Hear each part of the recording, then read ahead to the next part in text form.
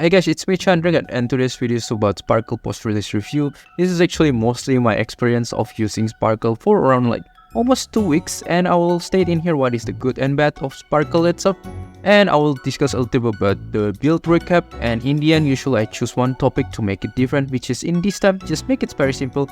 Is Sparkle actually dethrone Bronya? So let's get started. So let's start first with the positive experience or the good things about Sparkle.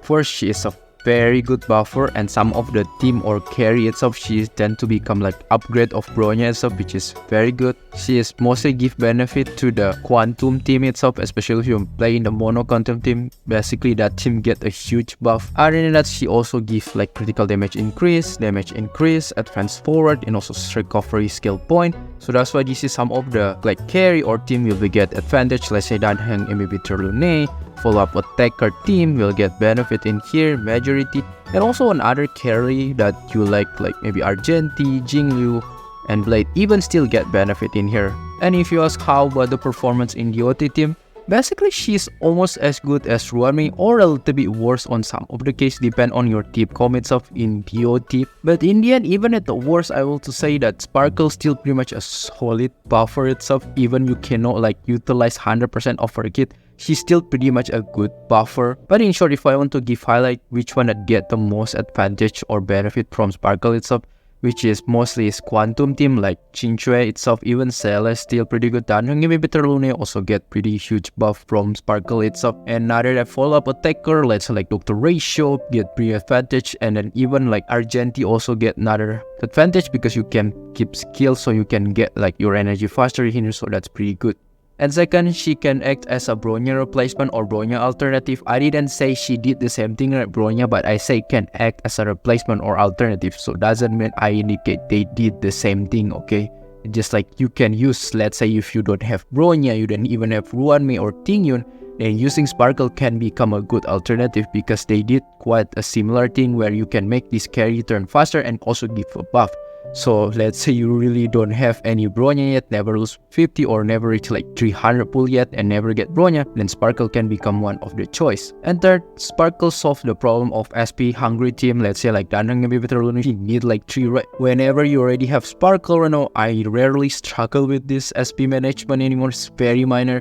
I heard Chinchue also become very good because you can make more rolls. Another team like follow-up attacker like Dr. Ratio that quite literally hungry of skill point right now, no more sulfur, which is very good, I'm glad. And lastly, Sparkle allow you to have like some changes in your build itself, or even like changing your team playstyle.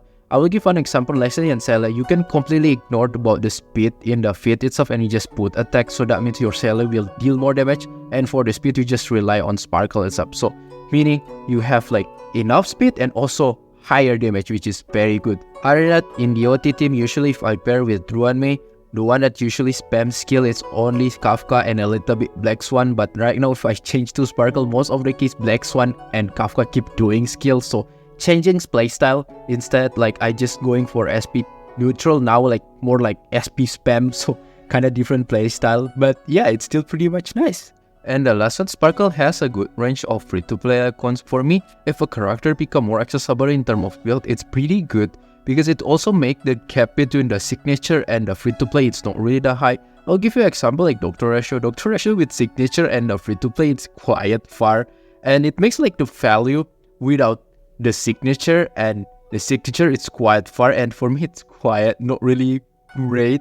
But for Sparkle, it's not the case. She has wide range, and for me, it's good to being accessible. Since we already talked about the build, let's do a build recap. And let's start first with the relic sets. For the relic sets, Sparkle has relatively wide range of the relic set you can choose. Mostly it's about 2-piece that I say good in general purpose. So like me, the one that I use right now, which is 2-piece of the Disciple, which is good, increase HP for just defensive system itself. Another one is just for speed messenger traveling, increases speed by 6%. It's also 2-piece pretty good.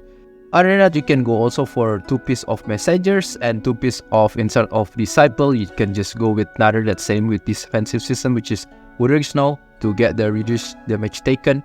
Let's see, maybe if you want the 4-piece style, then you can go for 4-piece of messengers because it's pretty good, but I kinda don't like it because you need to deal with speed tuning, which is I don't want. But if you're okay to deal with the speed tuning, then you can go for 4 piece of messengers because it gives you also like after using ultimate, your speed will increase by 12% for 1 turn. Still okay if you're good at speed tuning. As for planner start, there's a couple options and you can go. First, you can go with Edgeless because this one gives you HP, and also if you reach 120 speed, you can get attack buff in here, which is good.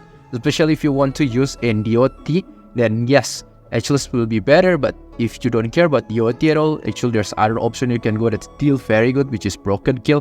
Because if you ever crest reach like 30%, you can get 10% increase of your critical damage for all party, which is good also. And the last option is Pinnacle Land of Dreams. This is also pretty good. Increase your energy regeneration, which is important also for Sparkle itself. And also increase damage if you have the same type. If your L is still pretty good, especially Quantum in here, pretty good too. And the next one, which is the Relic Man stat. Let's start first with the Fit. The Fit, just go with the speed because if you ask me how much speed that Sparkle needs, just go as fast as you can in just very general. There's speed tuning about Sparkle, but in just general usage, just make as fast as you can. If you can touch 160, that's even better.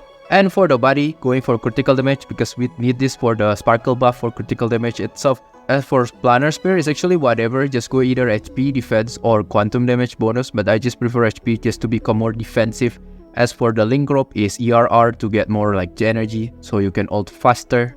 As for subset for Sparkle itself, the priority is speed, critical damage, and effect rest can be a good additional or even crit rate. Now let's move into Lycon section and let's start with the 5-star. The best one, of course, her signature Lycons because it gives you critical damage and some of the critical rate for the allies and even more critical damage. This is just good for Sparkle in general and the teams. Other than that, Bronya's signature Lycon can be a good option, give you ERR, can regenerate a skill point when you use ultimate, pretty good, and get more damage even. So this is still pretty good overall. Other than that, still decent, which is Ruan Mei Lycon, because not really in the weakness break, but when you use ultimate, will get like increased damage from all allies, which is pretty good, and also you can get like a little bit of your ER back in here, so pretty good. As for 4-star Lycons, basically Sparkle can equip almost all 4-star Lycon and actually still pretty good. But let's start first with the best in general, which is Past and the Future. This is best in general, and it's very accessible because you can just buy from Forgotten Hall shop and make it until S5. And in here, basically the effect very good. After you skill, the next ally taking action will deal 32% increased damage for 1 turn. That's actually very good. I had same in the shop from Forgotten Hall, which is Dreamfield Adventure, still pretty much also good in here. Will still buff for the same type of the ability, but I say this is quite conditional. That's why I say I still prefer for the Past and Future. Other than that, then still pretty good. If you use your ultimate, the allies get action forward, still pretty much welcome. And also, if you have this battle pass, the Craft Moon with the cloud, still pretty good. You will get some of the RNG buff in here, which is still decent too. And lastly, if you run in the Mono Quantum team, then Planetary can be the best 4-star Lycon because if you're in the same type, your damage dealt increase will be 12%, and if you can make even S5, it will give you 24%, which is very good, or the best one for Mono Quantum team. And that's about the build recap. Now we'll talk back into the bad things about Sparkle. Honestly, I don't find any bad stuff about Sparkle because she's just like buffer and harmony. It's very hard to getting wrong. But I just have some things that I want to give you notes about Sparkle is that Sparkle will not give the same value of the buff for all type of the team or the character itself. I already give that mostly Sparkle is about like recovery of SP point and buff critical damage. So some team like SP positive or DOT, Sparkle of course will not utilize 100% of her hit itself. And now let's move to our last topic, which is Sparkle actually dethrone Bronya? Well, it's actually very depends because this one is very hard if you just say like in general. Because I already mentioned before, there's stuff that Sparkle did better than Bronya, there's some of them that worse, there's some even just about the same.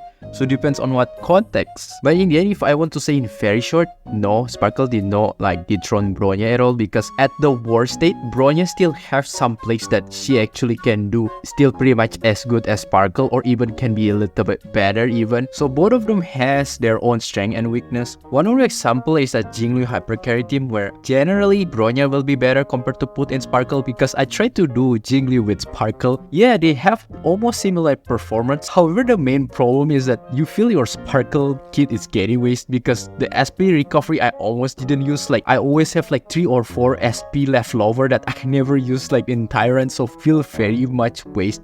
But instead, if we put just Bronya in there, it's actually a little bit better. We can get even like dispel the debuff from the ally that we target itself, which is that's actually another good addition. And also you can get all ally defense increased by 20%, that good as a defensive utility from Bronya itself, which is, yep, it's just better than just go with Sparkle. It's not that necessary I say Sparkle is bad in Jingu, but it feels like Sparkle value of the kit, it's kinda didn't utilize 100%, which is just better go with Bronya. On the other hand, for Danheng Inhibitor Lune, let's say, if you put with Bronya, it tend to be not really that great. I can feel clear MOC still, but if I put with Sparkle, it's a lot better. I try do couple of the run, it's tend to be like 1 or 2 turns even better, like at the worst like 1 turn better always. Like it gives you a lot more like benefit in Danheng Inhibitor Lunate and Bronya. And also like your rotation in Danheng, it feels a lot better because you didn't suffer in your SP itself. So it actually depends on what context that you want to say, because there's some that actually Sparkle did better than Bronya, but there's some that she did worse than Bronya or even just about the same. So in terms if I say, is she dethrone Bronya? Of course not. I believe both of them have their own specialty. So in the end, if you still confused, should you pull for Sparkle? I think my whole 2 weeks experience, I have my couple of my recommendation in here. First recommendation is that before you want to pull, just see first is what is your carry or your team archetype look like. Let's say if you play in the teams where you are very SP hungry, just very straightforward. If you like Chinchue, Sele, or if you like play like Jingwen, or you play like Argenti, or you play like also Danheng Inhibitor Lune, or even follow-up attacker like Free Doctor Ratio that we just get recently, then yes, you can pull for Sparkle as well, because it will give you quite huge buff. Because it's not just because the critical damage itself, it also help with your SP recovery, that you can use your skill more often, because those characters that I mentioned, they tend to SP hungry. So that's what comes to the second. If you have SP hungry team or SP hungry type character, then yes, pull for Sparkle. And second advice, of course, if you don't have any harmonic character, which is I find is very important.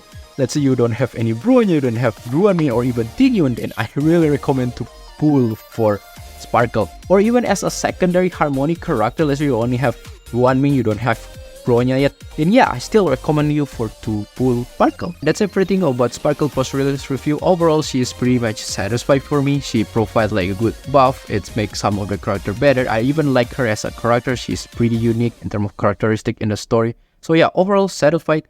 And yeah, if you like this video, feel free to hit the subscribe button and like, and I will see you next time. Bye bye!